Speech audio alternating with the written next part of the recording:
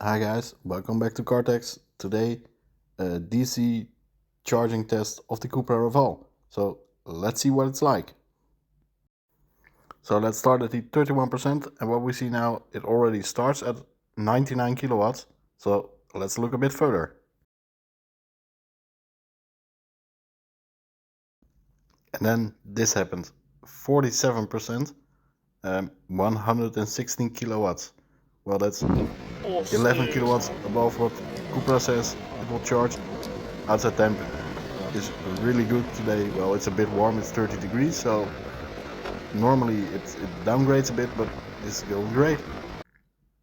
Well, let's have a look at the charging poles. I'm at Circle K. I didn't even know this charging firm. It's a new company in Holland, so well, yeah, as we see, the charging speed is okay.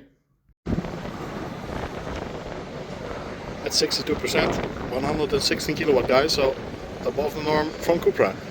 And guys, look at how flat this charging curve is, from 31 to 63, 17 kilowatts charged, and almost a flat curve.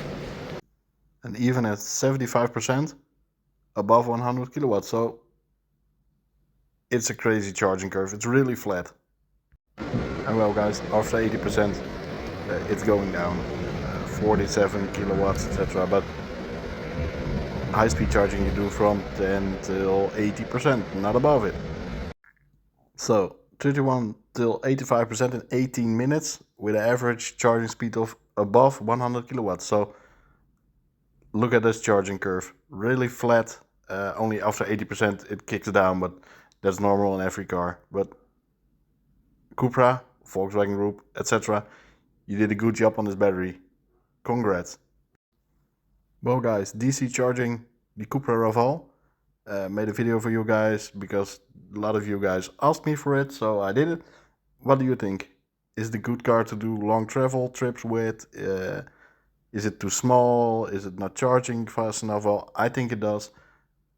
I think you can go on holiday with it. So please like, subscribe and share, and until next time guys.